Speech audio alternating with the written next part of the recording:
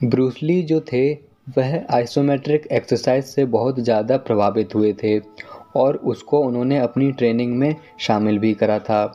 जो Bob Hoffmann थे और उन्होंने जो पावर रैक वाला जो सिस्टम शुरू किया था जिसमें 8 जो एक्सरसाइज थी, वह जो एक्सरसाइज थी वह मेन रूप से आइसोमेट्रिक एक्सरसाइज की गिनती में आती थी, क्योंकि उसमें एक स्थिर वस्तु पर हम निरंतर बल लगाते हैं और निरंतर बल लगाने की जो उसमें समय सीमा थी वह 6 से 12 सेकंड की थी। तो इस तरह से अपनी जो 100% जो ताकत है उसको 6 से 12 सेकंड तक वहाँ पर लगाया जाता था, जिस वजह से ब्रूस ली को ऐसा महसूस हुआ कि ये जो पावर रैक वाली जो ट्रेनिंग है इसको मैं हमेशा अपने रूटीन में रखूँगा। और इसके अलावा जो उनकी जो और भी जो स्ट्रेंथ इक्विपमेंट थे, उनके जो और भी जो ताकत को बढ़ाने वाले जो उपकरण थे उसका भी उन्होंने यूज़ करा था, जैसे कि केबल हो गई या फिर संपीड़न मशीनें हो गई या फिर स्प्रिंग लोडेड जो डिवाइसेस होते थे उनका भी ब्रूस ली ने यूज़ किया था अपनी ताकत को बढ़ाने के लिए। मैं आपसे फिर कह रहा हूँ कि ब्रूस ली जो थे उन्होंने अपने जीवन भर विभिन्न तरह की एक्सरसाइज़ों का प्रयोग किया था।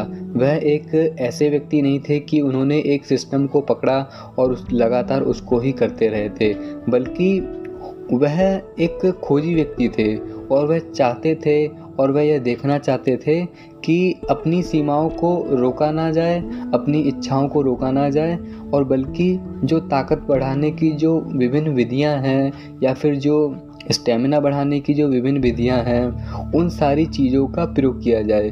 वह ऐसा कहते थे कि यदि तुम किसी एक सिस्टम पर रुक जाओगे तो फिर तुम और जो सिस्टम है उनके बारे में अपने अनुभव को जान ही नहीं पाओगे। इसलिए जो ब्रूस ली थे उन्होंने कई तरह की ट्रेनिंग करी थी और जितनी ट्रेनिंग उन्होंने करी थी जिसका वर्णन जो है इस पुस्तक में बताया गया है वह मैं आपको बताऊंगा। ली का दृढ़ विश्वास था कि किसी की ताकत बढ़ाने का सिर्फ एक ही तरीका नहीं है। सीखने और आत्मज्ञान से जुड़ी सभी चीज़ों की तरफ ताकत भी व्यक्तिगत विकास की एक प्रक्रिया है जिसे केवल समय और कड़ी मेहनत से ही प्राप्त किया जा सकता है। ली के इस वचन से भी हम यह जान सकते हैं कि ताकत बढ़ाने का सिर्फ एक तरीका नहीं है, बल्कि ताकत बढ़ाने की व्यक्ति के भीतर इच्छा होनी चाहिए और इच्छा होने के बाद समय लगता है और कड़ी मेहनत करनी पड़ती है। इन दो चीज़ों का समावेश होने पर व्यक्ति शक्तिशाली बनता है। ली जो थे उनके काफ़ी मित्र थे और उनके शिष्य भी थे। तो फिर उन्होंने क्या किया कि उनके जो 2 शिष्य थे उससे उन्होंने सलाह ली।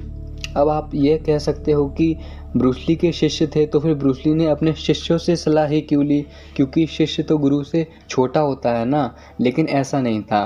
ब्रूस ली का ऐसा विचार था कि वह जो उनके नज़दीकी जो उनके शिष्य हैं उनसे राय ले कि ताकत बढ़ाने के लिए क्या मुझे यह एक्सरसाइज करनी चाहिए या फिर इस एक्सरसाइज का मेरे शरीर पर क्या प्रभाव रहेगा। क्योंकि उनके जो 2 शिष्य थे उनका नाम जेम्स येम ली है और दूसरे शिष्य का नाम एलन जो है। तो एलन जो उनका मित्र है वह बॉडी बिल्डर था और उसकी बहुत ही अच्छी फिजिक भी थी। उन्होंने अपने समय में काफ़ी पुरस्कार भी जीते थे। जेम्स ली नाम के जो उनके शिष्य थे उन्होंने ब्रूस ली को ही वेट ट्रेनिंग से परिचय कराया था। उन्होंने ब्रूस ली को बताया था कि जो वेट ट्रेनिंग है इससे भी शरीर का काफ़ी अच्छा विकास होता है और यदि आप चाहो तो ये जो वेट ट्रेनिंग का जो सिस्टम है इसको आप रूटीन में लाओ और इसके द्वारा आपके ऊपर जो प्रभाव पड़ेंगे उसको आप महसूस करना और ऐसी खोज उत्पन्न करना जिससे आपको पता चल सके कि वेट ट्रेनिंग के द्वारा ताकत में वृद्धि होती है या नहीं, या फिर मांसपेशियों की वृद्धि होती है या फिर नहीं। तो वेट ट्रेनिंग में ब्रूस ली ने कुछ चीज़ों को शामिल करा। पहला स्क्वाट करते थे, दूसरा पुल ओवर की जो एक्सरसाइज होती है उसको किया करते थे, तीसरा कर्ल किया करते थे। इन तीनों एक्सरसाइज के ब्रूस ली जो थे वह 3-3 सेट लगाते थे और इन एक्सरसाइजों को करने का परिणाम यह हुआ कि जल्द ही जो ब्रूस ली थे वह मजबूत हो गए, उनकी जो मांसपेशियां थी वह भी विकसित हो गईं। पुस्तक में ऐसा लिखा है कि जिस टी शर्ट को वो पहले पहनते थे, जो पहले ढीली आती थी, लेकिन कुछ समय तक इस एक्सरसाइज को करने के बाद जो टी शर्ट थी वह भी टाइट हो गई थी। ब्रूस ली जो थे उन्होंने अपने सिस्टम में वेट ट्रेनिंग को भी शामिल कर लिया था, जिसको वह हर सप्ताह केवल 3 दिन ही किया करते थे। ये उनके सिस्टम का ही एक हिस्सा था। ली ने जो वेट ट्रेनिंग का जो सिस्टम अपने रूटीन में शामिल कर लिया था, उन्होंने 44 दिन तक इस वेट ट्रेनिंग के सिस्टम को किया था पूरी मेहनत के साथ। उसी की वजह से जो उनकी टी शर्ट थी वह टाइट हो गई थी और उनका जो शरीर था वह पहले की तुलना में और ज़्यादा आकर्षक हो गया था और उनकी मांसपेशियों का भी विकास हो गया था। इन 44 दिनों के भीतर उनको जो लाभ हुआ था वह यह था कि जो उनकी चेस्ट का जो विकास था उसमें 2.5 इंच की वृद्धि हुई थी और इसके अलावा जो उनकी गर्दन थी वह 1 इंच बढ़ गई थी और इसके अलावा जो उनका जो बाइसेप्स था उसका साइज़ भी 1 इंच बढ़ गया था। ली की जो वेट ट्रेनिंग की जो एक्सरसाइज थी उसमें कुछ एक्सरसाइज शामिल थी, जैसे कि स्क्वाट हो गया। ब्रूस ली स्क्वाट के 10 रैप्स करते थे और 3 सेट लगाते थे, जिसमें वह स्क्वाट के दौरान 95 lbs का जो वज़न होता है उसको लेकर स्क्वाट लगाया करते थे। इसके अलावा जो फ्रेंच प्रेस की जो एक्सरसाइज होती थी उसको वह 6 रैप्स किया करते थे, जिसके वह 4 सेट लगाते थे और उस समय इस एक्सरसाइज के दौरान वह 64 lbs का जो वज़न होता था उसको यूज़ करते थे। इसके अलावा तीसरी एक्सरसाइज जो इंक्लाइन कर्ल थी, इस एक्सरसाइज के वह 4 सेट लगाते थे, जिसमें वह 6 रेपिटेशन करते थे और उस समय वह 35 lbs का वज़न यूज़ करते थे। इससे उनकी बाइसेप्स पर बहुत ज़्यादा प्रभाव पड़ता था। चौथी एक्सरसाइज वह बताते हैं कंसंट्रेशन कर्ल, जिसमें वह इसके भी 6 रेपिटेशन करते थे, 4 सेट लगाते थे और 35 lbs का वज़न यूज़ करते थे। इसके अलावा जो पुशअप की जो एक्सरसाइज है इसमें भी वह 10 रेपिटेशन लगाते थे, 3 सेट करते थे और इस समय जो वह वेट का जो यूज़ करते थे वह 70 से 80 lbs होता था। इससे लाभ यह होता था कि उनकी चेस्ट का भी विकास होता था, कंधे का भी विकास होता था और ट्राइसेप्स का भी विकास होता था। इसके अलावा वह वेट ट्रेनिंग में छठी एक्सरसाइज भी करते थे, जिसका नाम यहाँ पर बताया गया है 2 हैंड बारबेल कर्ल, जिसके वह 8 रेपिटेशन करते थे, 3 सेट लगाते थे और वेट जो यूज़ करते थे वह 70 से 80 lbs होता था। 7वीं एक्सरसाइज बताई गई है ट्राइसेप्स स्ट्रेच, जिसके वह 6 से 8 रेपिटेशन करते थे, 3 सेट लगाते थे और जो वज़न होता था वह 3 lbs होता था। और 8वीं एक्सरसाइज डंबल सर्कल बताई गई है, जिसके वह अधिक से अधिक रेपिटेशन लगाते थे और 4 सेट लगाते थे और 16 lbs का जो वज़न होता था उसको यूज़ करते थे।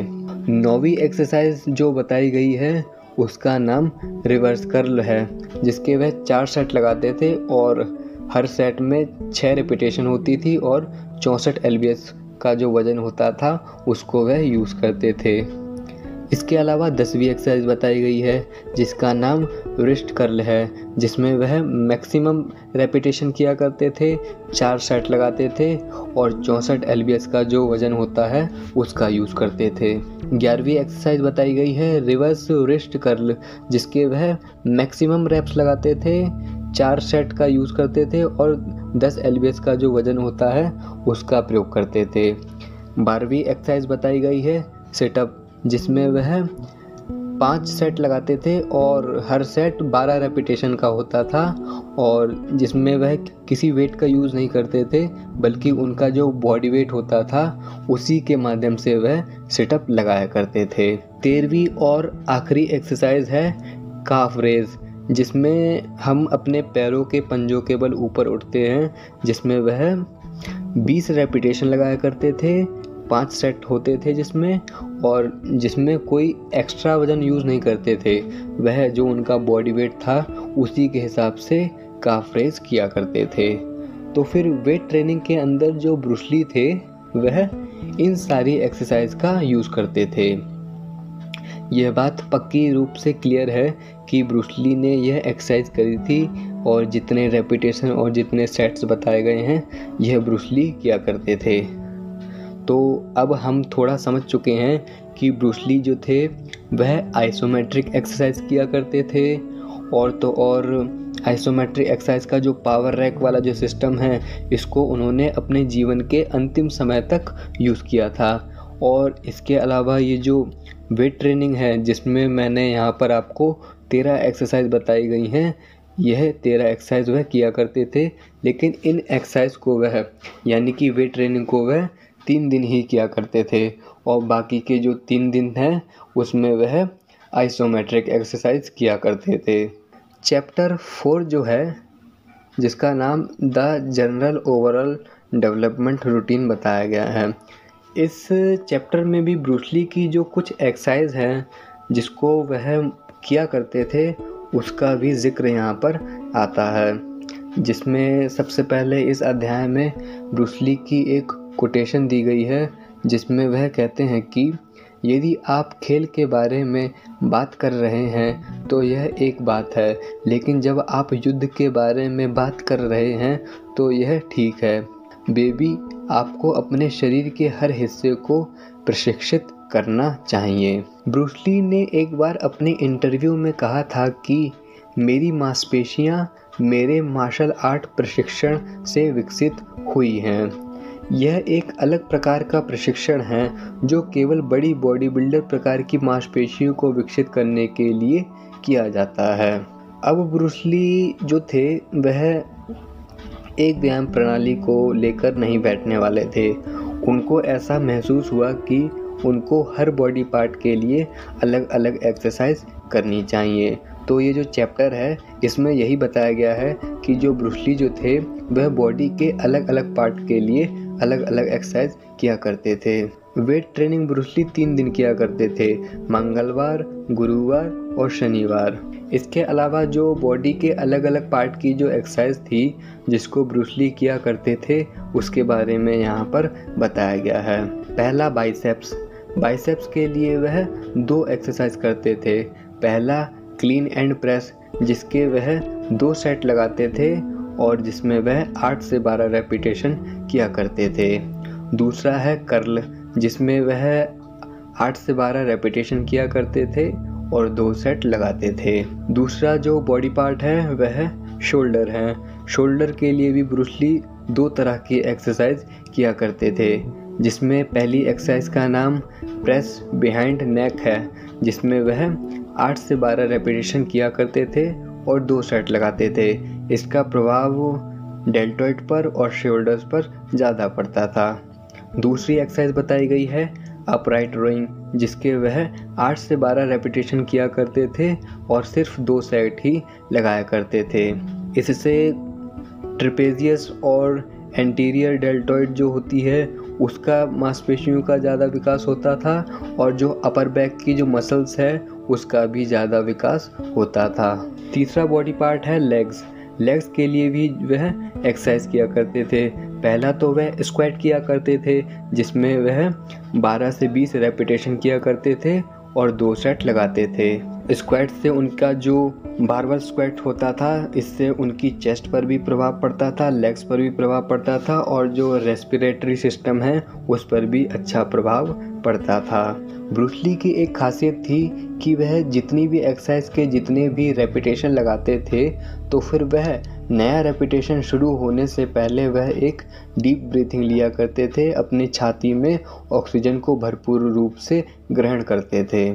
चौथा बॉडी पार्ट है बैक के लिए वह जो एक्सरसाइज करते थे जिसमें एक एक्सरसाइज बताई गई है रोइंग जिसके वह 8 से 12 रेपिटेशन किया करते थे और इसके सिर्फ 2 सेट ही लगाते थे।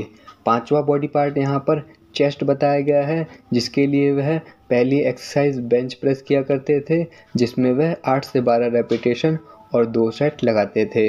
दूसरी एक्सरसाइज पुल ओवर एक्सरसाइज बताई गई है, जिसके वह 8 से 12 रेपिटेशन किया करते थे और इसके भी 2 सेट्स लगाते थे। इन एक्सरसाइज के दौरान ब्रूस ली ने जितने वेट का यूज़ करा है उसके बारे में नहीं बताया गया है, यहाँ पर सिर्फ सेट के बारे में बताया गया है और वह कितने रेपिटेशन किया करते थे इसके बारे में बताया गया है। यहाँ पर ब्रूस ली का जो चौथा चैप्टर है यह ख़त्म होता है। यहाँ पर जो 5 बॉडी पार्ट जो बताए गए हैं, इसकी जो एक्सरसाइज थी वह इस चैप्टर में बताई गई थी। इसके अलावा जो 5वां चैप्टर है, जिसका नाम the 20 minutes strength and shape routine बताया गया है, इसमें देखते हैं कि ब्रूस ली के कौन से व्यायाम के बारे में बताया गया है। इस चैप्टर की शुरुआत में भी ब्रूस ली की एक कोटेशन दी गई है, जिसमें वह कहते हैं कि सबसे बढ़कर कभी भी किसी भी व्यायाम में धोखा ना दें। बिना अनावश्यक तनाव के आप जितना वजन उठा सकते हैं उतना ही वजन उठाएं। ब्रूस ली ने क्या किया कि उन्होंने अनेक एक्सरसाइज करी, अभी भी उनके पास काफ़ी समय था, तो फिर उन्होंने विचार किया कि मैं 20 मिनट की एक हार्ड जो ट्रेनिंग रूटीन है उसको शामिल कर लूँ। उन्होंने सोचा कि कुछ एक्सरसाइज को जोड़ करके एक 20 मिनट की एक्सरसाइज का जो रूटीन है उसको मैं तैयार कर लूँ, क्योंकि जो ब्रूस ली जो थे वह 3 चीज़ों को पाना चाहते थे अपने शरीर के भीतर। लचीलेपन के लिए स्ट्रेचिंग, ताकत के लिए वेट ट्रेनिंग और दिल और श्वसन प्रणाली के लिए कार्डियोवैस्कुलर की जो ट्रेनिंग होती है उसको करना चाहते थे। यह 3 चीज़ें ब्रूस ली मुख्य रूप से चाहते थे। पहला लचीलापन, दूसरा ताकत और तीसरा जो दिल और जो श्वसन प्रणाली है इसकी ताकत की वृद्धि की जाए। तो लचीलेपन के लिए तो स्ट्रेचिंग होती है, जिसमें शरीर की विभिन्न प्रकार की पोजीशन शामिल है।